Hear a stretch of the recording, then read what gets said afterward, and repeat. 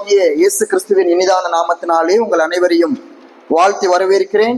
இன்றைய நாளிலும் கூட தேவனுடைய வார்த்தையை உங்கள் மத்தியிலே கொடுக்கும்படியாக தேவனாகி கர்த்தர் கொடுத்த இந்த அருமையான ஒரு வாய்ப்பிற்கும் தருணத்திற்கும் முதலாவது தேவனுக்கு நன்றிகளை ஏறெடுக்கின்றேன்.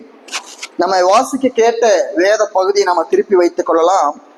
அப்போஸ்தலனாகிய பவுல் கலாத்திற்கு எழுதின நிருபம் 5ஆம் அதிகாரம் வசனம் 21வது வசனத்தை யாராவது ஒருவர் வாசி.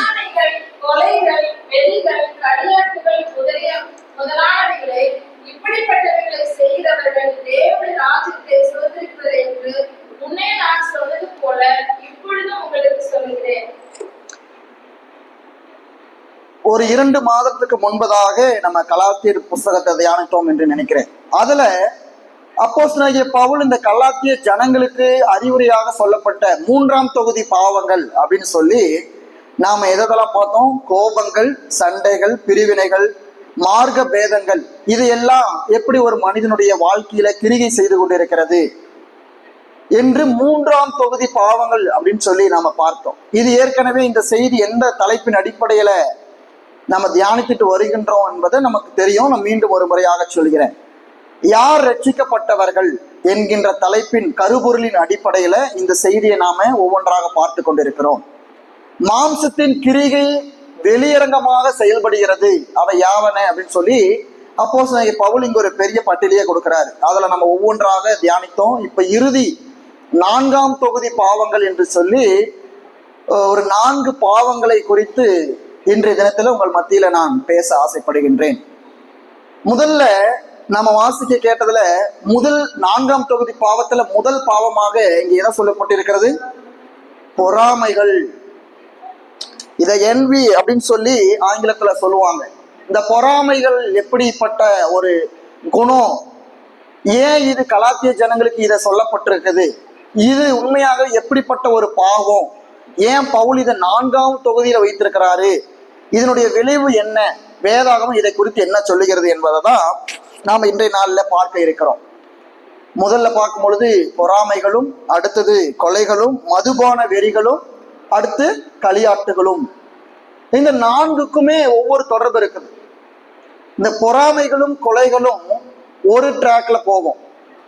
இந்த களியாட்டுகளும் மதுவெறியும் இன்னொரு ட்ராக். ரெண்டுக்கும் தொடர்பு இருக்கிறதுங்கிறத நம்ம புரிந்து கொள்ளணும். முதல்ல இந்த பொறாமைகள் அப்படிங்கிறதுக்கான சரியான கிரேக்க பதம் அப்படின்னா ஃபேத்தோன்ஸ் அப்படின்னு சொல்லக்கூடிய ஒரு கிரேக்க பதம். இது எதை குறிக்குது அப்படின்னு சொன்னா, ஒரு மனிதனுக்குள்ள இருக்கிற ஒரு பொருளாசை, அது பொருளாசையை குறிக்கக்கூடியதுதான் பொறாமை என்று சொல்லி பார்க்கணும். பொதுவா பொறாமை நமக்குள்ள எப்படி தோன்றும்? மற்றவர்கிட்ட இருக்கக்கூடிய நல்ல காரியத்தை நிமித்தம் நமக்கு பொறாமை உண்டாகும்.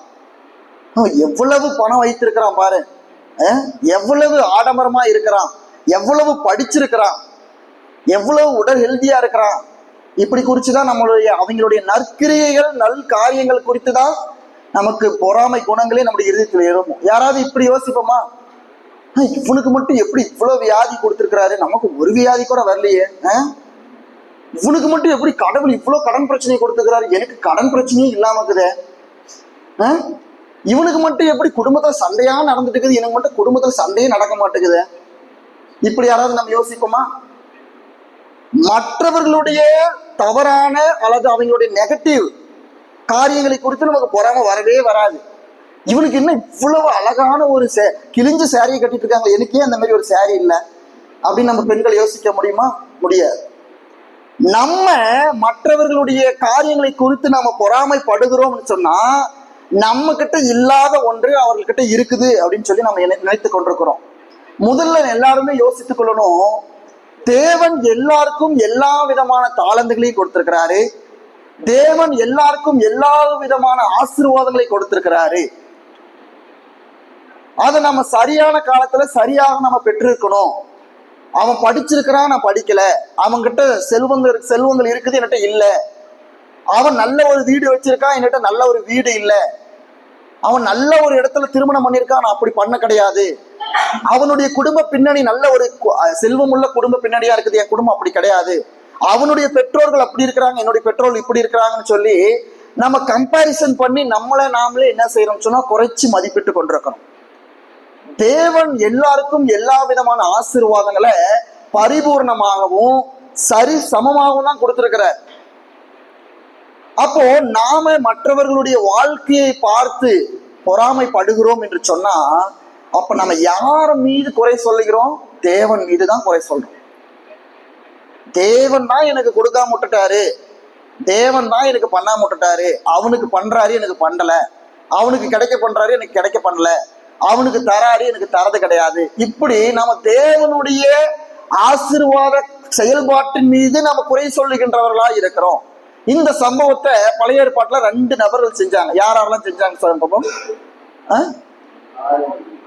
இல்ல, அதுக்கு அப்புறம் காயினோட இது காரியங்களுக்கு நான் பின்னாடி வரேன். 2 நபர்கள் பொறாமையினால வீழ்ந்தார்கள். ஒன்று மோசே மிரியாமுக்கு இடையே இருந்த பொறாமை. என்ன பொறாமை? மிரியம் யாரு? சொந்த சகோதரி, மோசேவுக்கு சொந்த சகோதரி. ஆண்டவர் மோசேவை கொண்டு மாத்திரம்தான் பேசுவாரா, எங்களை கொண்டுலாம் பேச மாட்டாரா? அது என்ன மோசேக்கு மட்டும் எல்லா ஸ்பெஷலும், எங்களுக்கு எந்த ஒரு கருவியும் கிடையாதா? நானும் அவனுடைய சகோதரி தானே, நானும் யூத குலத்துல வந்தவ தானே, எனக்கு ஏன் அப்படிப்பட்ட ஒரு ஆசீர்வாதம் கிடைக்கல? ஏன் ஆரோன் ஆரோன்னு நான்லாம் ஏன் அப்படி பாக்கியத்தை பெற்றுக்கொள்ள முடியாது? நாங்க மட்டும் என்ன தரக்குறைவானவங்களா? அப்படின்னு மோசேவுக்கு எதிராக கலகம் பண்ணினது யாரு? அவனுடைய சொந்த சகோதரி. இன்று பொறாமப்படுறது யாருன்னு பார்த்து நம்மளுடைய சமுதாயத்துல 3ஆம் மனுஷர்லாம் பொறாமப்பட மாட்டாங்க. நம்மளுடைய வாழ்க்கையில யாரு பொறாமப்படுவா? சொந்தத்துல இருக்கிறவங்க தான் நம்மளை குறிச்சு பொறாமப்படுவாங்க. ஆண்டவர் எப்பயாவது ஏதாவது ஒரு வழிவாசலை திறப்பார், ஏதோ ஒரு காரியத்துக்காக. சரி, இவன் இவ்வளவு நாள் கஷ்டப்பட்டுட்டா, இவனுக்கு இதை கொடுக்கலாம் அப்படின்னு சொல்லி. அந்த நாட்கள் வரைக்கும் அந்த நல்லா இருக்கின்ற இருதயங்கள் எல்லாம் அந்த ஆசீர்வாதம் அந்த குடும்பத்திற்கு வந்ததுக்கு அப்புறம் ஸ்டவ்வை விட எப்படி எரிவாங்க? ரொம்ப தீவிரமா எரிவாங்க.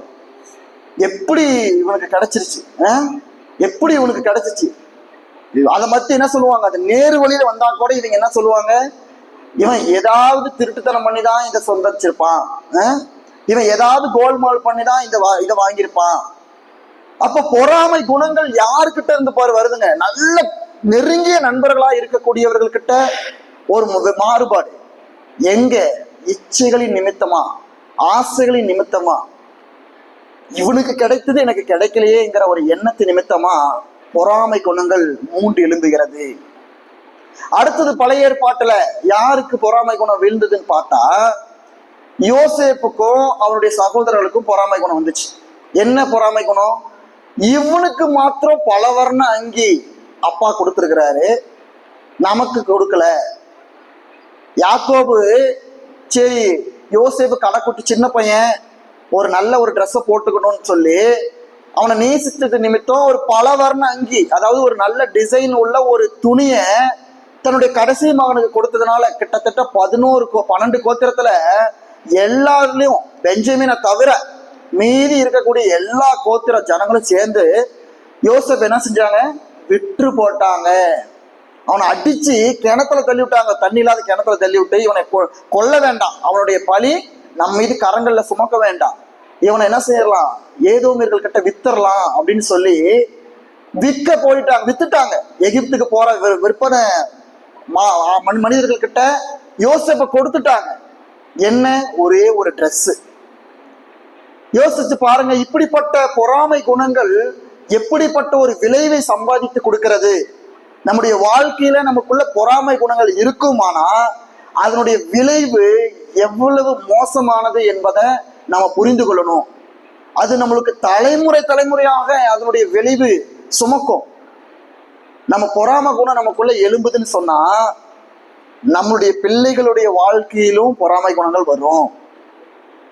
பெற்றோர்களை பார்த்துதான் பிள்ளைகள் வளர்கிறார்கள். அப்ப பொறாமைப்படுகிற எண்ணம் பெற்றோர்களுக்கு இருக்குதுன்னு சொன்னா பிள்ளைகளும் அதே காரியத்தை சரியாக அதை பார்த்து அதே மாதிரியே பொறாமைப்படுவாங்க. வாசிங்க மத்தேயு 27ஆம் அதிகாரம் வசனம் 17.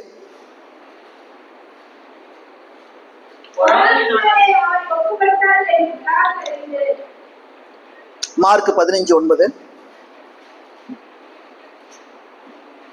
பொறாமையினாலே பிரதான ஆசாரியர்கள் அவரை ஒப்புக் கொடுத்தார்கள் என்று பிலாத்து அறிந்து. இங்க பாருங்க, இது யார சொல்லி இருக்கிறது? ஆண்டவராகிய இயேசு கிறிஸ்துவ பிரதான ஆசாரியர்கள் எதனால ஒப்பு கொடுத்தாங்க? பொறாமையினால ஒப்பு கொடுத்தாங்க. என்ன பொறாமை? நம்ம ஏற்கனவே தியானிச்ச ஒரு நாள், லாசருவை உயிரோடு எழுப்பின வல்லமை தான் இவர்களுக்கு பொறாமையாக மூண்டியது. அதற்கு முன்னாடி கூட தேவதூசனம் மாத்திரம் தான் சொல்லிட்டு இருக்கிறாரு இயேசு கிறிஸ்துன்னு தான் சொன்னாங்க. ஆனா பிரதான ஆசாரியர்களுக்கும் பரிசேயர்களுக்கும் சதுசேயர்களுக்கும் இயேசு கிறிஸ்துவின் மீது பொறாமை எங்க வந்துச்சுன்னா, இயேசு நடத்தின அந்த அற்புதத்தின் நிமித்தம், இயேசுவின் மீது இருக்கிற அந்த தெய்வீக வல்லமை நிமித்தம் இவர்களுக்கு பொறாமை. ஏன்னா இயேசுவினுடைய வருகைக்கு முன்பு வர பிரதான ஆசாரியர்கள் சொல்வதுதான் தேவ வாக்கு. ஏன்னா இயேசுனுடைய வருகைக்கு பின்னாடி 400 வருஷங்கள் தீர்க்கதரிசிகள் எழும்பவே கிடையாது. ஆனா ஆசாரியர்கள் இருந்தாங்க. நம்ம ஏற்கனவே பார்த்தோம், யூத ஜனங்கள் பாத்தீங்கன்னா பாபிலோன்ல இருந்து சிறைப்பட்டு வந்ததுக்கு அப்புறம், சிறை வந்ததுக்கு அப்புறம் பெர்சிய சாம்ராஜ்யம், மேதிய பெர்சிய சாம்ராஜ்யத்துக்கிட்ட அடிமையா இருந்தாங்க. இந்த மேதிய பெர்சிய சாம்ராஜ்யம் கிரேக்கர்களால வீழ்த்தப்பட்டு கிரேக்கர்கள் ஆட்சி பண்ணாங்க. இந்த கிரேக்கர்கள் பாத்தீங்கன்னு சொன்னா மக்கபேயர்கள் என்று சொல்லக்கூடிய ஒரு ஆசாரிய குடும்பத்திற்கு அப்புறம் அடிமைகளா இருந்தாங்க. இந்த காலகட்டத்துலதான் இந்த ஆசாரியத்துவம், அந்த பிரதான ஆசாரியர்களுடைய பவர் என்ன ஆயிடுச்சுன்னா, ஆண்டவரும் வெளிப்படல. ஆண்டவர் வெளிப்படாதனால ஆசாரியர்கள் நாங்களா தான் ஆண்டவருங்கிற நிலைமைக்கு வந்துட்டாங்க. அவங்க சொல்வதுதான் இந்த ஊர்ல தெய்வ வாக்கு. ராஜாவே பிரதான ஆசிரியர்கள் என்ன முடிவு எடுத்திருக்கிறாங்களோ அதை தான் ராஜா கட்டளையாக கொடுப்பார். இப்போ இயேசு கிறிஸ்துங்கிற ஒருத்தர் வந்துட்டாரு. அவர் தேவனுடைய வல்லமை பெற்று இருக்கிறாரு, அவர் உயிரோடு எழுப்பினாரு அப்படிங்கிற செய்தி யாருக்கு ஒரு அச்சத்தை கொடுத்துச்சுன்னா, அங்க இருக்கக்கூடிய ஆசாரிய குடும்பங்களுக்கு அச்சத்தை கொடுத்தது. லீதியால குறி சொல்லுகிற ஆவியுடைய பெண்ணை பவுல் குணமாக்கி, பவுல் அந்த பெண்ணுடைய வாழ்க்கையை மாற்றுறதுனால யாருக்கு பொறாமை வந்துச்சு? அந்த குறி சொல்கின்ற பெண்களுக்கு இல்ல, குறி சொல்கின்ற பெண்களை வைத்து புலப்பு நடத்தின அந்த எஜமான்களுக்கு பவுல் மீது பொறாமை. உடனே கொண்டு போய் சிறைச்சாலையில போட்டாங்க. அப்போ தேவனுடைய வல்லமை பிறக்கும் பொழுது ஒரு மனிதனுக்கு பொறாமை எழும்புகிறது. அப்ப தேவனுடைய வல்லமை நம்முடைய குடும்பத்தின் மீது இறங்கினாலோ மற்றவர்களுக்கு பொறாமை ஆட்டோமேட்டிக்கா எழும்பும். சரி, இங்க இயேசு கிறிஸ்து மீதும் பொறாமையினால அவர் வீழ்த்தப்பட்டார். பொறாமையினால அவர் சிறைச்சாலைக்குள்ள அவர் அனுமதிக்கப்பட்டார். அங்க நீதி செய்யக்கூடிய அந்த ராஜா பாக்குறாரு, மறுபடியும் கேட்கிறாரு, இங்க 2 பேர் இருக்கிறாங்க, ஒன்னு பரபாஸ், இன்னொன்று நீங்கள் தேவதூசனம் சொன்னீங்க அப்படின்னு சொல்லக்கூடிய இயேசு கிறிஸ்து இருக்கிறாரு, யாரை விடுவிக்கணும் அப்படின்னு சொல்லும் பொழுது அவர்கள் பரபாசை விடுதலையாக கேட்டுக்கொண்டாங்க. இயேசு கிறிஸ்துவை பொறாமையினால அவரை சிறைச்சேதம் பண்ணணும், சிறையிலேயே கொல்லணும்னு தான் அவங்க முதல்ல ஒப்படைச்சாங்க. சிலுவை தண்டனைக்கு முன்பாக சிறையிலேயே கொல்லணும்னு சொன்னாங்க.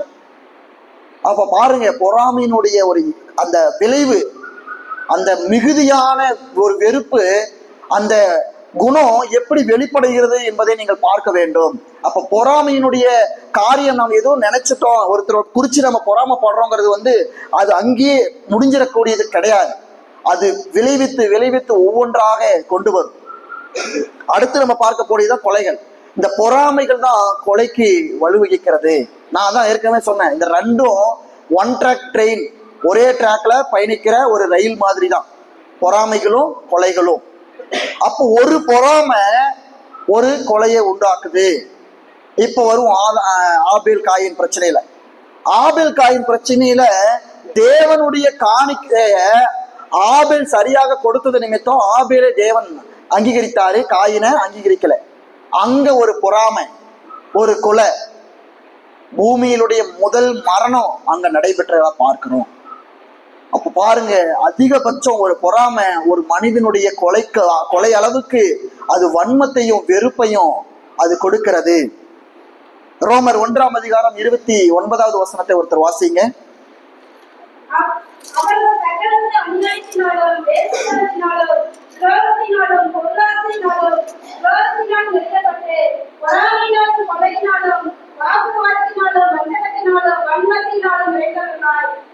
இங்க பாருங்க, அவர்கள் சகலவித அநியாயத்தினாலும் வேசித்தனத்தினாலும் துரோகத்தினாலும், அடுத்து பாத்தீங்கன்னா பொருளாசையினாலும் ஒரு வார்த்தை இருக்குது, அடுத்து குரோதத்தினாலும் நிறையப்பட்டு.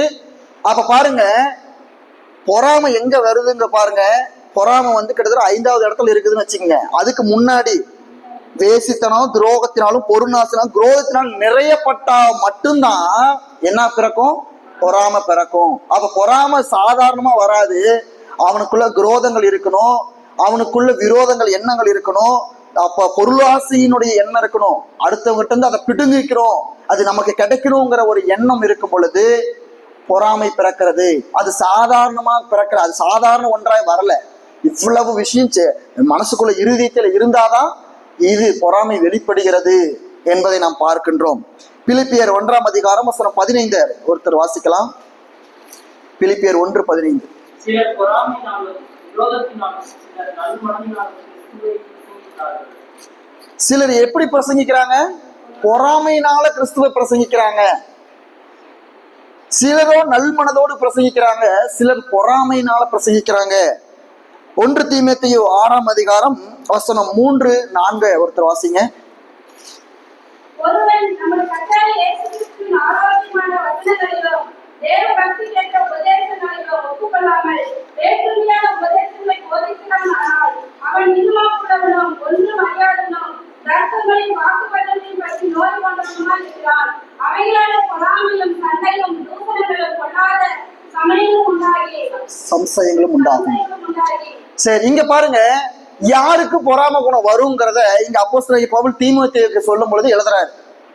எவன் ஒருவன் நம்முடைய கர்த்தராகிய இயேசு கிறிஸ்துவின் ஆரோக்கியமான வசனங்களையும் தேவ பக்திக்கு ஏற்ற உபதேசங்களையும் ஒப்புக்கொள்ளாமல் வேற்றுமையான உபதேசங்களை போதிக்கிறானோ, அப்ப யார் ஒருத்தர் கிறிஸ்துவினுடைய சரியான போதனைகளையும் உபதேசங்களையும் சத்தியங்களையும் கேட்காம சும்மா விகண்டாவாதம் பண்ணிக்கிட்டு வாக்குவாதம் பண்ணிக்கிட்டு சண்டைகளை கிளப்பி விடுகிறவர்கள் யாருன்னு சொன்னா, சரியான ஆரோக்கியமான உபதேசங்களை கேட்காதவர்கள் அப்படின்னு இங்க பவுல் சொல்ற.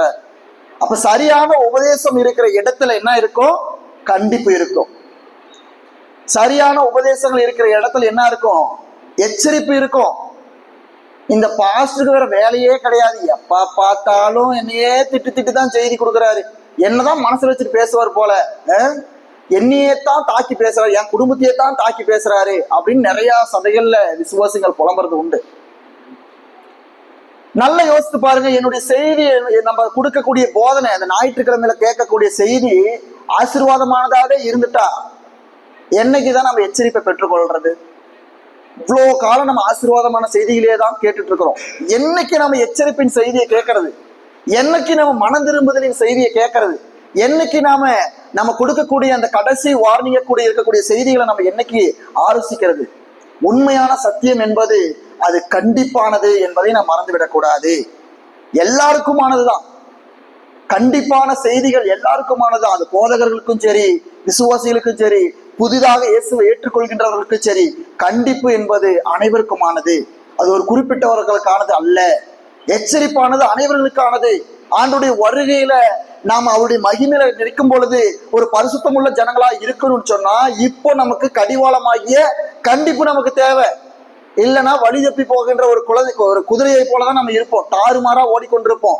என்ன எங்க நம்ம போறோம், நம்முடைய வழி எது, நம்ம பயணிக்கிற பாதை எப்படிப்பட்ட பாதை என்கின்ற ஒரு தெளிவான சிந்தனை இல்லாம நம்ம தாறுமாறான ஒரு வாழ்க்கைக்குள்ளதான் பயணித்துட்டு இருப்போம். அப்ப கண்டிப்பு என்பது தேவை. இங்க அதுதான் பவுல் சொல்றாரு, கண்டிப்பான உபதேசங்களையும் நல் உபதேசங்களையும் ஆரோக்கியமான பிரசங்கங்களையும் கேட்காதவங்க விகண்டாவாதம் பேசுவாங்க, தர்க்கங்களை உண்டு பண்ணுவாங்க. குறிப்பா அவர்களுக்குள்ள என்ன இருக்கும்? பொறாமை குணங்கள் இருக்கும் என்று சொல்லி பவுல் இங்கே தீமோத்தேயுக்கு எழுதும் பொழுது சொல்லுகிறார். அடுத்ததாக தீத்து 3ஆம் அதிகாரம் வசனம் 3 வாசிங்க. தீத்து 3ஆம் அதிகாரம் 1-3 வரைக்கும் வாசிங்க.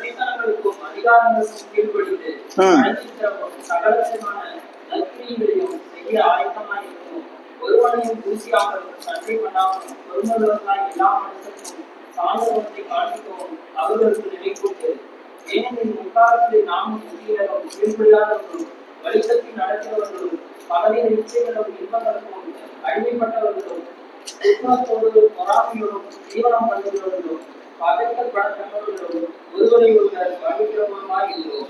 நாம முற்காலத்துல தூசிக்கிறவர்களாகவும் ஒருத்தருக்கு ஒருத்தர் பொறாமை கொள்கின்றவர்களாகவும் அக்கிரமம் செய்கிறவர்களாகவும் எப்ப இருந்தோம்? முற்காலத்துல இருந்தோம். நம்ம ஆண்டவரை அறிவதற்கு முன்பதாக அப்படி இருந்தோம். ஆனா ஆண்டவர் இன்னார் என்று அறிந்ததுக்கு அப்புறம், கிறிஸ்துவானவர் எப்படிப்பட்ட தெய்வம் என்கின்ற அந்த வல்லமையினுடைய அனுபவம் எனக்கு கிடைச்சதுக்கு அப்புறம், நான் முந்தைய இருந்தது போல இருக்கக்கூடாது. இப்ப முன்னாடி நாம இருந்திருக்கலாம், ஒருத்தருடைய காரியங்களை குறித்து நாம விரோதமா எண்ணிருக்கலாம், யோசிச்சிருக்கலாம், தூசிச்சிருக்கலாம், அவர்களுடைய காரியங்களை குறித்து பொறாமைப்பட்டிருக்கலாம். அது பிரச்சனை கிடையாது. ஆனா ஆண்டவருக்குள்ள வந்ததுக்கு அப்புறம், ரட்சிப்பின் அனுபவம் நமக்குள்ள வந்ததுக்கு அப்புறம், நாம மீண்டும் இப்படியாகவே தான் இருப்போம் அப்படின்னு சொன்னா மிகவும் பரிதபிக்கக்கூடிய ஜனங்களாக தான் நம்ம காணப்படுறோம். அப்ப பொறாமையினுடைய குணங்கள், ஒருவர் மீது ஒருவர் நம்ம பொறாமையினாலையும் தூசகத்தினாலையும் நம்ம நிறைந்தவர்களாய் இருப்போம் என்று சொன்னால், நம்முடைய வாழ்க்கை மிகவும் ஒரு பயனற்ற, ஒரு கனியற்ற ஒரு மரமாக தான் நம்ம காணப்படுவோம். ஆவிக்குரிய வரங்களை பிரதிபலிக்க மாட்டோம், தேவனுடைய வல்லமையை நாம பிரதிபலிக்க மாட்டோம் என்பதை நாம் புரிந்து கொள்ள வேண்டும் பிரியமானவர்களே.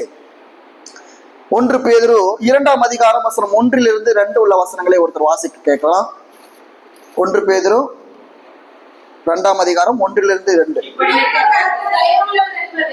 நீங்கள் ருசிப்பார்த்துண்டானால் சகல துர்குணத்தையும் சகலவித கபடத்தையும் வஞ்சகங்களையும் பொறாமைகளையும் சகலவித புறங்கூறுதலையும் ஒழித்துவிட்டு நீங்கள் வளரும்படி புதிதாய் பிறந்த குழந்தைகளைப் போல திருவசனமாகிய கலக்கமில்லாத ஞானப்பாலின் மேல் வாஞ்சையாய் இருங்கள். இங்க பாருங்க, நீ எதெல்லாம் விட்டு விடணும்? ஒரு ஆண்டவருடைய ரட்சிப்பின் அனுபவத்துக்குள்ள வரீங்க, ஒரு கிறிஸ்துவங்கிறீங்க, அடையாளத்தை பெற்றுக்கொள்றீங்கன்னா, நீ விடக்கூடிய காரியத்திலையும் இந்த பொறாமை என்பது மிக முக்கியமா இருக்கிறது. சகல துர்குணங்களையும் சகலவித கபடத்தையும் வஞ்சகங்களையும் பொறாமைகளையும் சகலவித புறங்குறுகளையும் விட்டுவிட்டு புதிதாய் பிறந்த குழந்தைகளைப் போல தேவனுடைய திருவசனத்தின் ஞானத்தின் மீது வாஞ்சையுள்ளவர்களாயிருங்க. அப்ப தேவனுடைய பிள்ளைகள் எதன் மீது வாஞ்சையா இருக்கணும்? அவருடைய திருவசனத்தின் மீது வாஞ்சை இருக்கணும். ஏன் என்று சொன்னால், நாம புதிதாக பிறந்திருக்கிற குழந்தைகளைப் போல இருக்கிறோம். நம்ம நேற்றைய தினம் உபவாச கூடுகையில நம்ம கேட்டோம். நம்ம என்ன செய்தி கேட்டோம்னு சொன்னா, ஆண்டவருடைய படைப்பிற்கு அப்புறம் மனிதன் நாங்களாகவே எங்களுடைய வாழ்க்கையை வாழுவோம் என்று சொல்லி அவனுடைய முயற்சியையும் அவனுடைய காரியங்களையுமே நம்பி வாழ ஆரம்பித்ததுல இருந்து அடிகளையும் அவமானங்களையும் அவனுடைய வீழ்ச்சிகளையும் தான் நம்ம பார்த்தோம். ஆண்டவருடைய வழிநடத்துதல் இல்லாத ஒரு வாழ்க்கை அது முற்றிலும் அது வீழ்ச்சியில தான் கொண்டு போய் விடுங்கிறத பார்த்தோம். அது ஆதாம் ஏவாள்ல தொடங்கி அது பாபிலோனுடைய சாம்ராஜ்யம் வரைக்கும் எப்படி தொடங்குனுச்சுன்னு சொல்லி நம்ம பார்த்தோம். அப்போ நாம நம்மளுடைய வாழ்க்கையை நாங்களாவே பார்த்துக்கிறோம் அப்படின்னு சொன்னீங்கன்னு சொன்னா, இப்படி சொன்னவங்க எல்லாரும் கடைசியில் எங்க போனாங்கிறது நம்ம அனைவருக்கும் தெரியும். கடவுளுங்கிற ஒருத்தர் எனக்கு தேவை கிடையாது, நான் சம்பாதிக்கிறேன், நான் நல்லா இருக்கிறேன், எனக்கானதை நான் பார்த்துக்கொள்வேன், எனக்கு எல்லா விதமான தாளம் இருக்கு. ஒரு நாள் ஏனோக்க நான் பிரசங்கம் பண்ணும்போது அருமையான ஒரு வார்த்தை சொன்னாரு. அந்த முறுக்குங்கிற ஒன்று வாலிபத்துல, அந்த இளம பருவத்துல இருக்கிற வரைக்கும் தான் எல்லாம். அந்த நிலைமை போயிருச்சு, அந்த வயது, அதற்கான வயது, சம்பாதிக்கிறதுக்கான வயது போச்சுன்னு சொன்னா நம்ம திக்கற்றவர்களாக தான் இருப்போம். அந்த ஒற்றுமை வலிமை, சரீரத்தில் இருக்கிற வலிமை இல்லைன்னு சொன்னா ஒண்ணும் இல்லை. ஆனா ஆண்டவருடைய வழி நடத்துதலை மாத்திரமே நம்பி இருக்கிறவர்களுக்கு ஒருபோதும் அவர்கள் எப்படி இருக்கிறாங்க? நீர்கால்களில் ஓரமாய் நடப்பட்ட நல்மரம் போல.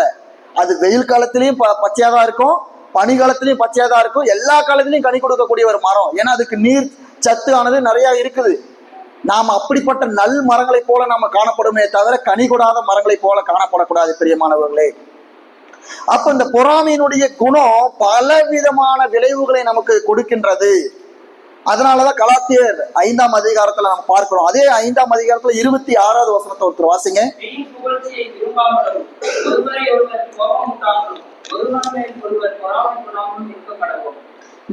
புகழ்ச்சியை விரும்பாமலும் ஒருவரை ஒருவர் கோபமூட்டாமலும் ஒருவர் மேல் ஒருவர் பொறாமையில் இல்லாமலும் இருக்க கடவோம். இதுதான் பவுல் மீண்டும் பாத்தீங்கன்னா அதை கன்க்ளூட் பண்ணும் போது கூட அந்த அதிகாரத்துல பொறாமை இல்லாம இருக்கணுங்கிறத திரும்பியும் கொண்டு வந்து அதை கொடுக்குறாருன்னா, அதனுடைய இம்பார்ட்டன்ஸ், அதோட முக்கியத்துவத்தை நம்ம புரிஞ்சுக்கணும். ஒரு மனிதனுக்கு பொறாமை என்பது ஒரு சாதாரண விஷயம். நம்ம எடுத்து இன்னொருத்தர் மேல பொறாமைப்படுறது நமக்கு அவங்களுக்கே தெரியாது, மனைவிக்கு தெரியாது, நமக்கு மட்டும்தான் தெரியும். அதனுடைய இருதயத்துல ஒரு பங்காக இருக்கலாம். ஆனாலும் அதனுடைய விளைவு என்பது மகா கேடானது. பொறாமை உள்ள இருதயங்கள் அது மிகவும் கேடானது என்பதை நீங்கள் புரிந்து கொள்ளணும் கிறிஸ்துவுக்குள் பிரியமானவர்களே. அடுத்த நிலை பாவமாக அப்போஸ்தலனாகிய பவுல் கலாத்தியருக்கு சொல்றது என்ன? கொலைகள், த மர்டர்.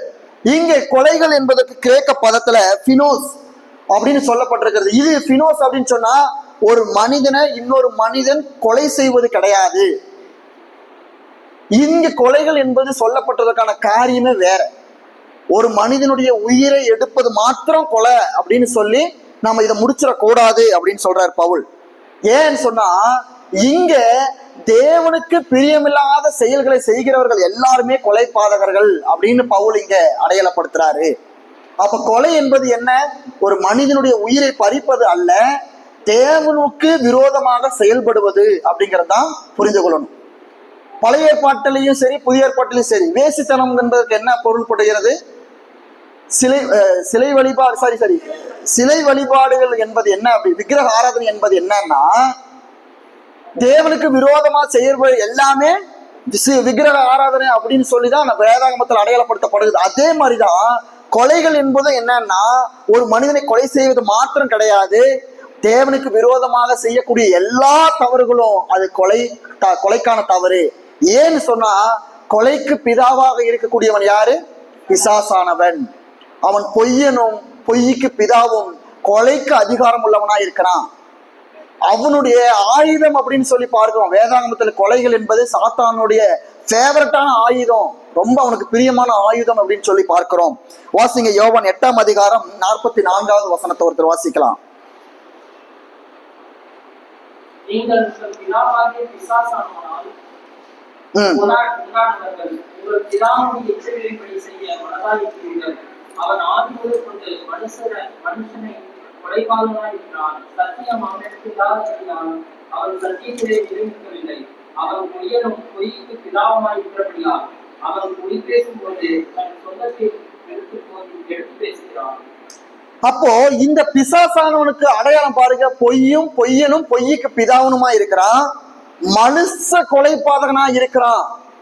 நல்லா யோசிச்சு பாருங்க, ஒரு மனுஷன் ஒருத்தரை கொலை செய்ய நினைச்சிட்டாவே அவன் எப்படிப்பட்டவனா மாறி விடுகிறான்னு சொன்னா பிசாசானவனுக்கு துணை நிற்கிறவனா இல்ல, அவன் பிசாசானவுக்கு நண்பனா மாறுகிறான்.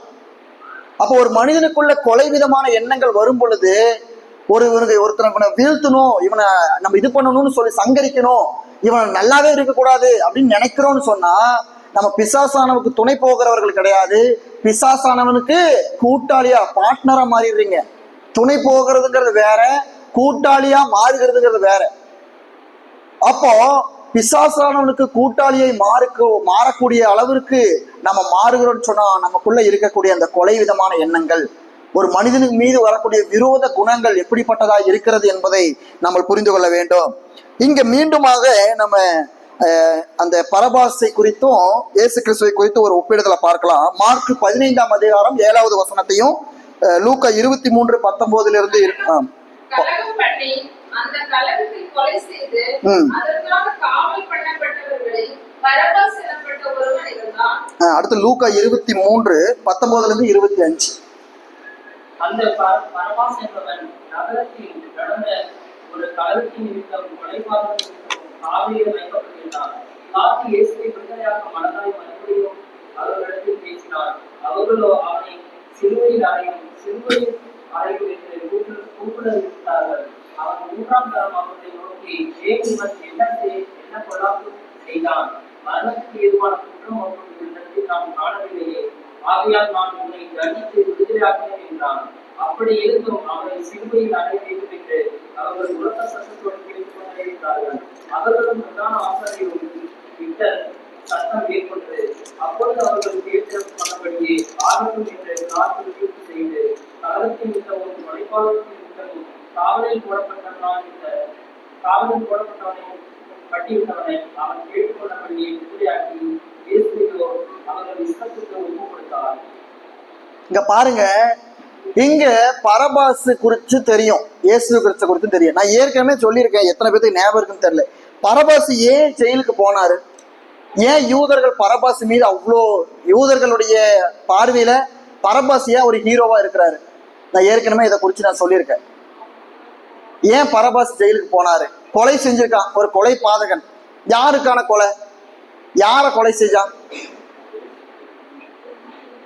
நல்லா இது புரிஞ்சுக்கணும். இது மறுபடியும் நான் கேட்ப மறந்துடக்கூடாது. பரபாஸ் எப்படிப்பட்டவனா? ஒரு போராளி. என்ன போராளினா, ரோமர்கள் வரி வசூலிக்கிறதுக்கு ஒரு திட்டம் போட்டாங்க. அதிகப்படியான வரியை செலுத்தணும், சாமானிய மக்கள் அதிகப்படியான வரியை செலுத்தணும்னு சொல்லி ஒரு ரோம சக்கரவர்த்தியில கீழே ஒரு ஆணையம் பிறப்பிக்க பொழுது இது எளிய மக்கள் எல்லாரையும் பாதிச்சிச்சு. எப்படி நம்ம இந்தியாவில் நம்ம சுதந்திரத்துக்கு முன்னாடி வரிகொடா இயக்கம்னு ஒன்று ஆரம்பிச்சாங்க.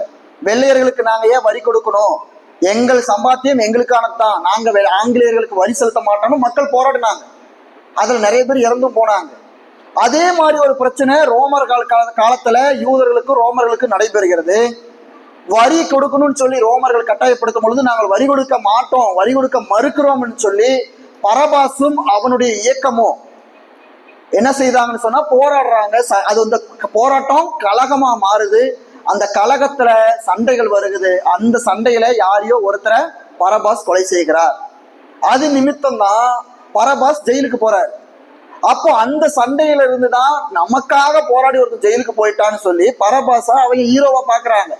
ஆனா அது தவறானது இல்லை. ஆனா இயேசுவோடு இவர்கள் கேட்கும் பொழுது எவ்வளவு ஒரு இருமாப்புள்ள இருதயம். மனிதனை கொலை செய்ய, மனிதனை விடுவித்து சொல்லி ஆண்டவரை கொலை செய்ய அனுமதிக்கக்கூடிய ஒரு பார்க்கிறோம். கொலை பாதகனை காப்பாற்ற நினைக்கிறவர்கள் அந்த மனிதர்களுக்கே அதிபதியா இருக்கக்கூடிய மனித இனத்தையே உருவாக்கின தேவனை அவர்கள் விட்டு விட்டார்கள். அப்ப இதுதான் இங்க இருக்கக்கூடிய மிகப்பெரிய பிரச்சனையா இருக்கிறது. ஒரு கொலை பாதகன் ஆண்டவருக்கு முன்பாக அவன் நல்லவன் என்கின்ற ஒரு அடையாளமும், உண்மையான தெய்வம் அங்க ஒரு குற்றவாளியாகவும் தீர்க்கப்படுகின்ற ஒரு சம்பவத்தை பார்க்கிறோம். இப்படிப்பட்ட கொலை பாதக எண்ணங்கள் எங்கிருந்து கிளம்பும்னு சொன்னா நம்முடைய இருதயத்திலிருந்து கிளம்பும். வாசிங்க மத்திய 15ஆம் அதிகாரம் வசனம் 19 வாசிங்க ஒருத்தர்.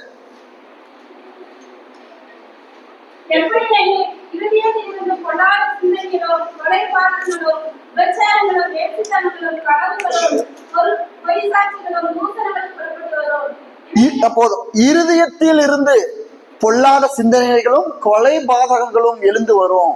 நான் இப்ப உங்ககிட்ட கேட்டேன்னா, நீங்க யாரையாவது கொலை செய்யணும்னு நினைச்சிருக்கீங்களான்னு கேட்டா யாருமே கையை தூக்க மாட்டேங்க. ஆனா அப்படிப்பட்ட ஒரு எண்ணம் எல்லாருக்குமே வந்திருக்கும். ஏதோ ஒரு சூழ்நிலையில யாருமே ஏதோ ஒரு கோபம், எதுக்கோ ஒரு கோபம். இது எப்படின்னா அவனை கொலை செய்யணுங்கிற எண்ணம் இல்லாம இவனா இன்னும் உயிரோட தான் இருக்கிறானா அப்படிங்கிற ஒரு எண்ணங்கள் கூட நமக்கு எழும்பும். எங்கேயாவது ஒரு இடத்துல பார்க்கும் பொழுது, எங்கேயாவது ஒரு அக்கிரமங்களை பார்க்கும் பொழுது இவர்களுக்கு ஏதாவது நடக்கும். ஆனா இது எல்லாமே தவறானது அப்படின்னு தான் ஆண்டவர் இங்க உழைக்கிறார். நமக்கு கோபாக்கினியினுடைய உச்சம் வரும் பொழுது, அது மூர்க்கங்களையும் வெறுப்பங்களையும் குரோதங்களையும் உண்டாக்கும் பொழுது அது கொலை பாதகத்தை கொடுக்கிறது. எல்லாருமே சூழ்நிலை கைதிகள் தான். கொலை செய்தவர்களுமே ஒரு சூழ்நிலை கைதிகள் தான். எந்த நேரத்துல எதை செய்யணும்னு தெரியாம, அந்த சூழ்நிலையினுடைய அமைப்பு தெரியாம, இப்ப ஜெயில நம்ம போய் பார்த்தோம்னு சொன்னா, நீங்க ஏன் இந்த தண்டனை அனுபவிக்கிறோம்? ஒரு நிமிட ஆத்திரத்தினால நான் செய்துட்டேன், பொறுமை இல்லாதனால, என்னுடைய ஒரு நிமிட கோபம் என்னை இங்க கொண்டு வந்து விட்டுருச்சுன்னு எத்தனையோ சிறைச்சாலை கைதிகள் அவர்களுடைய வாக்குமூலத்துல, அவர்களுடைய அனுபவத்துல சொல்றாங்க. அப்போ இது இவ்விதமான பிரச்சனை பார்த்தீங்கன்னா மூர்க்கத்திலும் விரோதத்திலும் நமக்கு எழும்பக்கூடியதா இருக்கிறது. எனவே அப்படிப்பட்ட காரியங்களையும் உண்மையாக ரட்சிக்கப்பட்ட ஜனங்கள் விட்டொழித்து விட வேண்டும் என்று சொல்லி பார்க்கிறோம். அடுத்து மார்க் 7ஆம் அதிகாரம் 21வது வசனத்தை வாசிக்கலாம்.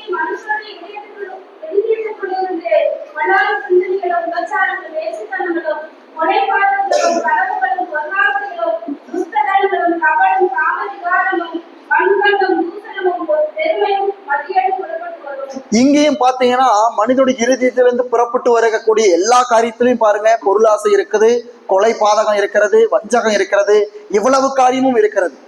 இப்ப இந்த காரியங்கள் எல்லாம் யாருக்குள்ளானது? தேவனுக்கு பிரியமில்லாத ஜனங்களுக்குள்ளாக இருக்கக்கூடிய காரியம். ஒருவேளை நம்முடைய வாழ்க்கை இருக்கிறோம்னு சொன்னா நம்ம எப்படிப்பட்ட ஜனம், எப்படிப்பட்ட மக்களாக நாம் தேவனுக்கு முன்பாக நாம் வாழ்ந்து கொண்டிருக்கிறோம் என்பதை நாம் யோசித்து பார்க்க வேண்டும். இங்க ஆபேல் காயின் பிரச்சனையில ஆபேலினுடைய மரணம் தேவனுக்கு எப்படியாக எண்ணப்பட்டதுன்னு சொன்னா, ஆண்டவர் எப்படி கேட்கிறாரு காயின் கிட்ட, காயின் உன்னுடைய சகோதரன் எங்க அப்படின்னு கேட்கும் பொழுது, நான் என்ன அவனுக்கு காவலாளியா, அவன் எங்க போனா எனக்கு என்ன அப்படின்னு சொல்லும் பொழுது, என்ன செய்தாய்? உன்னுடைய சகோதரன் ஆபேலுடைய ரத்தம் எனக்கு பூமியிலிருந்து கேட்கப்படுகிறது. அப்போ ஒரு கொலை என்பது ஆண்டவருக்கு அது ஒரு மிகப்பெரிய ஒரு அதிர்ச்சியை கொடுக்கிறது. வெளிப்படுத்தின விசேஷம் 9ஆம் அதிகாரம் 21வது வசனத்துல இவ்விதமா பார்க்கிறோம். என்ன பார்க்கிறோம்? பரிசுத்தவான்களுடைய மரண ஓலம், மரண சத்தம் எனக்கு பூமியின் பாதாளத்தில் இருந்து கேட்கிறது அப்படின்னு அந்த தரிசனத்துல பார்க்கிறோம். அந்த வசனத்தை வாசிங்க.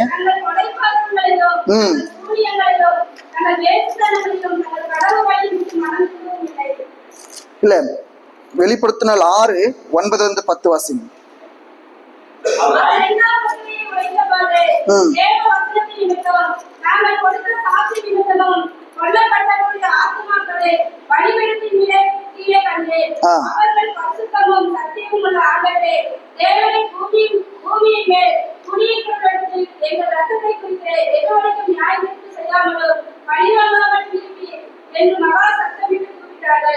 இந்த காரியம், இந்த வசனத்தை நீங்க விளங்கிக் கொள்ள வேண்டும். தேவனால கிறிஸ்துவுக்காக அடிபட்டு மரித்து போன பரிசுத்தவான்களுடைய மரணம், அந்த சத்தம் பூமியினுடைய பாதாளத்திலிருந்து தேவனுடைய பலிபீடத்துல கேட்கிறது. என்ன கேட்கிறதுனா, எங்களை கொலை செய்தவர்களை நீங்க என்ன செய்ய போறீங்க? இதெல்லாம் பாருங்க. நம்ம நிறைய பரிசுத்தவான்களுடைய மரணத்தை குறிச்சுலாம் நம்ம தியானித்தோம். அப்போஸ்தலர்களுடைய மரணத்தை குறித்து பார்த்தோம். மிஷினரிமார்களுடைய மரணத்தை குறித்து பார்த்தோம். ஆண்டவர் ஒருத்தர் தேவனுடைய ஜனங்களுக்கு விரோதமாக அவன் எழும்புகிற கைய, அவனுடைய நியாய தீர்ப்புல அவனுக்கான தண்டனை அது மகா கொடிதான் இருக்குது. தேவன் அதுக்காகவே ஒரு குறிப்பிட்ட திட்டத்தை வைத்திருக்கிறார். நாம இதெல்லாம் கடந்து போயிட்டே இருக்கக்கூடாது. இன்று நார்த் இந்தியாவில் ஒரு திருச்சபையை ஒருத்தர் அடிச்சு உடைக்கிறான், ஒரு திருச்சபை போதகரை அடிக்கிறான், அந்த திருச்சபை குடும்பத்தை எரிக்கிறான், உயிரோடு எரிக்கிறான்னு சொன்னா ஆண்டவர் அவர்களுக்கு மன்னித்திருவாருன்னு நினைக்க கூடாது.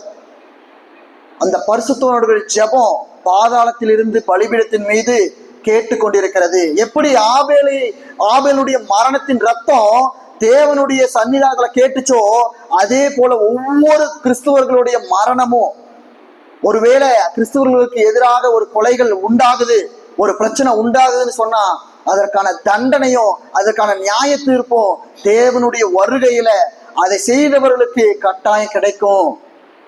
அதுதான் எனக்கு என்னில் விசுவாசமா இருக்கிற இந்த சிறியவனுக்கு எவன் ஒருவன் இடரில் உண்டாக்குறானோ அவன் கழுத்துல எந்திர கல்லை கட்டி அவனை ஆழ்ந்த சமுத்திரத்தில் போடுவது அவனுக்கு நலமாக இருக்கும். நம்ம இதெல்லாம் நம்ம கடந்து போயிட்டே இருக்கக்கூடாது. பாரத்தோடு அழுது கொண்டு ஜெபித்துட்டே இருக்கக்கூடாது. அவர்களுக்கான ஆக்கினை தீர்ப்பு என்பது அவர்களுக்கு ஒன்று இருக்கிறது என்பதை நாம் புரிந்து கொள்ளணும். அப்போஸ்தலர்கள்ல தொடங்கி, பரிசுத்தவான்கள்ல தொடங்கி, திருச்சபை முற்பிதாக்கள்ல தொடங்கி, கிறிஸ்துவ ஊழியர்கள், மிஷினரிமார்கள், போதகர்கள் எவர்களையெல்லாம் வஞ்சகத்தினாலும் துரோகத்தினாலும் குரோத வெறிகளினாலும் மத வெறிகளினாலும் கொலை செய்தார்களோ அவர்களுடைய எல்லாருடைய நியாய தீர்ப்பும் தேவனுடைய கரங்கள்ல இருக்கிறது என்பதை நாம் புரிந்து கொள்ள வேண்டும் பிரியமானவர்களே. எனவே அப்படிப்பட்ட ஒரு மூழ்க குணம் நம்முடைய வாழ்க்கையில் இருக்குதுன்னு சொன்னா தயவு செய்து அதில் இருந்து நம்ம விடுபட வேண்டும். தேவன் அதிலே பிரியப்படுவது கிடையாது. தேவன் கொலைகளை ஆதரிப்பது கிடையாது. தேவன் கொலைகளை விரும்புவது கிடையாது என்பதை நாம் புரிந்து கொள்ள வேண்டும். ஏன்னா இங்க கொலை செய்த பரபாஸ் விடுவிக்கப்பட்டான்.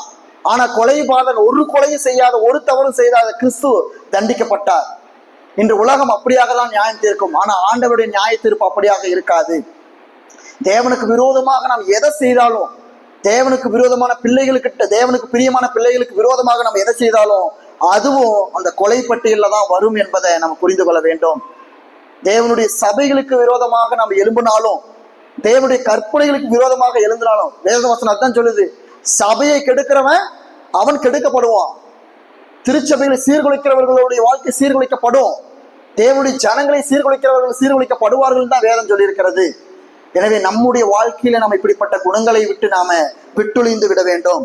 அடுத்ததாக நான் 4வது தொகுதி பாவங்கள்ல இருக்கக்கூடிய 2 பாவங்களையும் ஒரே இதுல வைத்திர முடிக்கிற நேரம் இல்லாதனால, மதுபான வெறிகளும் களியாட்டுகளும். இன்று அநேக கிறிஸ்தவர்கள்கிட்ட காணக்கூடிய இந்த விஷயம், இது பாவம்னே தெரியாத ஒரு விஷயம். மதுபான வெறிகளும் களியாட்டுகளும். இது 2லயும் இருக்கக்கூடிய ஒரே ஒற்றுமை என்னன்னா சரியான சேர்க்கை. சரியான சேர்க்கைன்னு சொன்னா என்னன்னா, இப்ப களியாட்டுகளுக்கு கிரேக்க பதம் கோமோஸ் அப்படின்னு சொல்லியிருக்குது. இந்த கோமோஸ் அப்படின்னா என்னன்னா நண்பர்களின் கூட்டம் அப்படின்னு தான் பொருள்படுகிறது. அப்போ ஒரு நண்பர்கள் ஒரு கூட்டமா இருக்கிறாங்க, அது பெண் நண்பர்களா இருக்கட்டும் ஆண் நண்பர்களா இருக்கட்டும், ஒரு கூட்டமான நண்பர்கள் ஒன்றாக கூடி பழகிறான்னு சொன்னா நம்முடைய நண்பர்கள் எப்படிப்பட்டவர்களா இருக்கிறார்களோ அப்படிப்பட்டவர்களாக தான் நம்முடைய வாழ்க்கை இருக்கும். அதுதான் கடந்த வார செய்தியில் ஐயா சொன்னார், உன் நண்பன் யார் என்று சொல், நீ யார் என்று நான் சொல்லுகிறேன். உன் நண்பன் சரியானவனா இருந்தான்னு சொன்னா நீயும் நல்லவனா இருப்ப. உன் நண்பன் தவறான நண்பனா இருந்தா நீயும் கெட்டவனாக தான் இருப்ப. யோனத்தானும் தாவீதையும் யோசித்து பாருங்க, 2 பேரும் நல்ல திக் ஃப்ரெண்ட்ஸ். யோனத்தானும் ரொம்ப இரக்கமுள்ள ஒரு மனுஷன், தாவீதும் அதே போலதான் ஒரு நல்ல நண்பர்களுக்கான ஒரு எடுத்துக்காட்டு. அதே போல நம்முடைய நண்பர்களுடைய கூட்டமைப்பு சரியா இருந்துச்சுன்னு சொன்னா, நம்ம பழகக்கூடிய மக்கள் சரியானவர்களோட நம்ம பழக்கம் வைத்து கொண்டோம்னு சொன்னா நம்முடைய வாழ்க்கை சரியான விதத்துல இருக்கும். கிரேக்கத்துல பாத்தீங்கன்னு சொன்னா அந்த மதுபான வெறிக்கு குடிக்கிறது தான், குடிச்சு வெறித்து ஆடுகிறது. ஒருவன் குடிச்சுட்டான்னு சொன்னா அவன் இன்னார் என்றே அவன் மறந்து போயிடான். கிரேக்கர்கள் பார்த்தீங்கன்னா தங்களுடைய குழந்தைகளுக்கு சிறு வயதுல இருந்தே ஒயின்னு தான் கொடுப்பாங்க, பால் கொடுக்க மாட்டாங்க. 2 மடங்கு தண்ணி சேர்த்து ஒயினை தான் சிறு வயதுல இருந்தே பிள்ளைகளுக்கு கொடுப்பாங்க. அது அவருடைய கலாச்சாரத்துல ஒன்றாய் மாறிடுச்சு. ஆனா அந்த காலகட்டத்துல ஆண்டவருக்கு பிரியமா ஆண்டவருக்கு வாழக்கூடியவர்களை நசரேயன் அப்படின்னு சொல்லுவாங்க.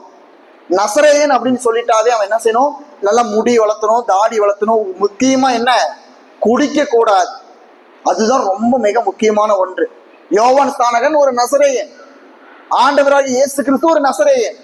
இவங்கெல்லாம் ஆண்டவர் கடவுளுக்காக ஒப்புவிக்கப்பட்டவங்க. அப்ப கடவுளுக்காக ஒப்புவிக்கப்பட்டவன் நசரேயனா இருப்பவன் என்ன செய்யக்கூடாது, குடிப்பழக்கம் இல்லாதவனா இருக்கணும். இங்க நம்ம எத்தனை பேர் நசரேயனர்களா இருக்கிறோங்கிறது நமக்கு தெரியறதில்லை. எத்தனை பேருக்குள்ள நமக்குள்ள அந்த குடிப்பழக்கங்களும் மற்ற அது போதைப் பொருட்கான காரியங்கள் அதனுடைய அடிமைத்தனம் நமக்குள்ள இருக்கிறது என்பதை யோசித்து பாருங்க. அது சிறியதா இருந்தாலும் சரி, நான் மது குடிக்கிறது கிடையாதுங்க, ஆனா சிகரெட் மட்டும் தாங்க குடிப்பேன். நான் சிகரெட்லாம் போடுறது இல்லைங்க, ஆனா மற்ற புகையில எல்லாம் நான் போடுவேங்க, வெத்தலை போடுவேங்க. போதை பொருள்னாவே அது பாவம் தான். 1 லிட்டர் விஷனாலும் விஷம்தான், 1 சொட்டு விஷனாலும் விஷம்தான். தேவனுக்கு விரோதமான விஷயங்களை விட்டொழிக்க வேண்டும். எல்லோரும் நசரேயனாக வாழ வேண்டும். நசரேயர்கள் என்று சொன்னால் மதுபான வெறி இல்லாதவர்களா இருக்கணும், மற்ற போதைப் பொருள்களை விட்டு ஒழிக்கின்றவர்களா இருக்கணும். தேவனே அவரே வழிங்கிற அவர் தான் கதி இருக்கிறோம். அதுதான் ஒரு நசரேயனுக்கான ஒரு அடையாளம். இன்று நம்ம எல்லாருமே அப்படிப்பட்ட ஒரு அடையாளத்துக்குள்ளாக நம்ம வழிநடத்தப்பட வேண்டும் என்பதை நாம் புரிந்து கொள்ள வேண்டும். பிரியமானவர்களே, சங்கீதம் 110 சங்கீதம் 1வது வசனத்தை ஒருத்தர் வாசிங்க.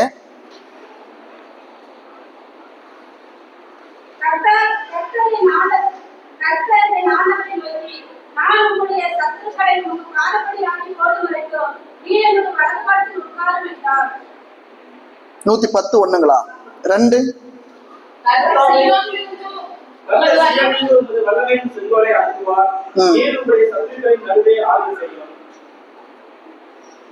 சரி, அது இல்ல. யோவேல் 3ஆம் அதிகாரம் வசனம் 12 ஒருத்தர் வாசிங்க. யோவேல் 3ஆம் அதிகாரம் வசனம் 12. ஜாதிகள் எழும்பி யோசபாத்தின் பள்ளத்தாக்குக்கு வருவார்களாக, சுற்றிலும் உள்ள ஜாதிகளை நியாயத்திற்கு அங்கே நான் வீட்டிருப்பேன். சரி, இது கன்ஃபியூஸ் ஆயிடுச்சு. சரி, இப்போ மது வெறிகளினுடைய தாக்கம் எங்க மறுபடியும் அடுத்தது எங்க போகுது அப்படின்னு சொன்னா களியாட்டுகளுக்குள்ள போகிறது. களியாட்டுகள் எங்க போய் விடுகிறது, மது ரெண்டுமே இதுவும் அதே தான். எப்படி கொலைகளும் பொறாமைகளும் ஒரே சேம் ட்ராக்ல வர ஒரு ட்ரெயினோ, அதே மாதிரி இந்த மதுபான வெறிகளும் களியாட்டங்களும் ஒரே ட்ராக் தான், ஒரே ட்ராக்ல வரக்கூடிய ஒரு ட்ரெயின் தான். ரெண்டுக்கும் வித்தியாசம் கிடையாது. நம்ம இதெல்லாம் இப்ப சிற்றின்பங்கள் அப்படின்னு சொல்லி நம்ம ஃபன் பண்றோம், நம்ம ஃப்ரெண்ட்ஸோட ஜாலியா இருக்கிறோம் அப்படின்னு சொன்னாலும் அதுவும் ஒரு வகையான பாவம் அப்படின்னு ஆண்டவர் வெளிப்படுத்துறாரு. களியாட்டுகள் என்பது என்ன, நண்பர்களோடு கூடி சந்தோஷமா இருப்பது மாத்திரம் அல்ல, அவர்களோடு கூடி நம்ம ஆலோசிக்கிற விதமும் ஒன்று களியாட்டுகள்ல தான் சேரும். அதுவும் தேவனுக்கு பிரியமில்லாத ஒரு விஷயத்துல தான் சேரும் என்று சொல்லி இங்க பார்க்கிறோம். ரோமர் 13ஆம் அதிகாரம் வசனம் 13 ஒருத்தர் வாசிங்க. ரோமர் 13.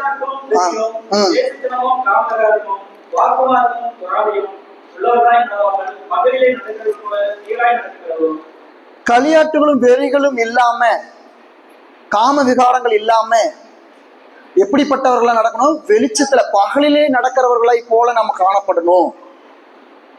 அப்ப இந்த களியாட்டங்கள் பாத்தீங்கன்னா இளமை காலத்துலதான் ரொம்ப தீவிரமா இருக்கும். ஏன்னா பெரியவர்களை மேக்சிமம் நான் அவர்களுக்கு நண்பர்களே இருந்தாலும் அவர்களை சந்திக்கும்படியான வாய்ப்புகள் கிடைக்காது. ஆனா வாலிப பிள்ளைகள் இந்த 2 விதமான காரியத்துல வீழ்ந்து போகக்கூடியவர்களா இருக்கிறாங்க. சரியான நண்பர்களை தேர்ந்தெடுக்கிறதுக்கு தோல்வி அடைந்துடுறாங்க. இதுக்காக நான் கிறிஸ்துவ நண்பர்களே மாத்திரம் சேர்ந்து பழகுன்னு சொல்றதில்லை. ஏன்னா கிறிஸ்துவ நண்பர்களை தான் இன்று அநேக தவறு செய்யக்கூடியவர்களா இருக்கிறாங்க. மதங்கள் முக்கியம் கிடையாது, மனிதர்கள் தான் இங்க முக்கியமானவர்களாய் காணப்படுறாங்க. அவர்கள் எப்படிப்பட்ட நம்பிக்கை உடையவர்களா இருந்தாலும் அவர்கள் எப்படிப்பட்டவர்கள் என்பதை நம்ம முதல்ல ஆராய்ந்து விட வேண்டும்.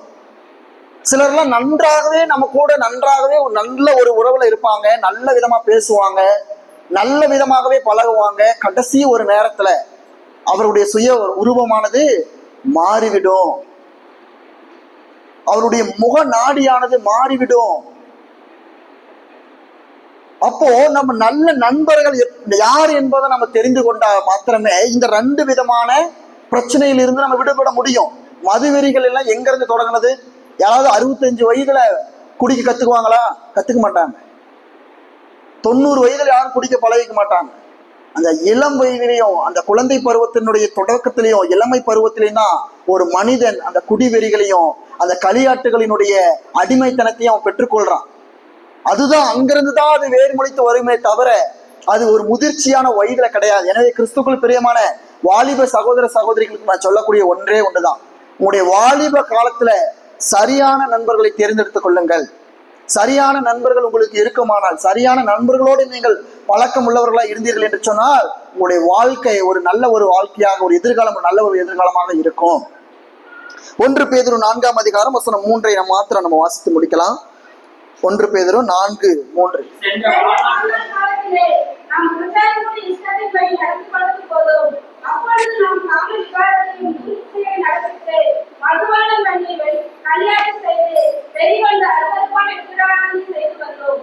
முன்னொரு காலத்துல நாம எப்படி இருந்தோம்? அருவருப்பான காரியங்களா இருந்து மதுபான வெறி கொண்டு களியாட்டுகள்ல எல்லாம் இன்பமா இருக்கணும் அப்படின்னு சொல்லி நம்ம இருந்தோம். ஆனா அப்படி இருக்கக்கூடாது. இந்த களியாட்டுகள் எங்க தொடங்குனுச்சுன்னு சொன்னா எகிப்தியர்கள்கிட்ட இருந்து ஆரம்பிச்சிச்சு. எகிப்தியர்கள் எப்படிப்பட்டவங்க? எகிப்தியர்கள் பாபிலோனியர்கள் தான் இந்த மதுவெறி கொள்வதிலும் களியாட்டுகளிலும் மிக நாட்டமுள்ளவர்களா இருந்தாங்க. இதுதான் ஒவ்வொரு பழக்க வழக்கமாக தொடங்குனுச்சு. கிபி 18ஆம் நூற்றாண்டுல ஒரு விதமான ஒரு தத்துவ ஞான கொள்கை ஒண்ணு வந்தது. என்ன கொள்கைன்னு சொன்னா ஈட் ட்ரிங்க் மெரி அப்படின்னு சொல்லக்கூடிய ஒரு கொள்கை. என்னன்னா சாப்பிடு, நல்லா குடி, நல்லா சந்தோஷமா இரு, இப்படிங்கிற ஒரு தத்துவம் தோன்றினுச்சு.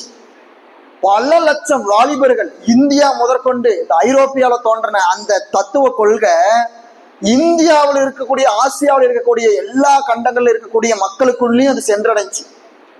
ஈட் ட்ரிங்க் மெரி, சாப்பிடு குடி சந்தோஷமா இருங்கிறத.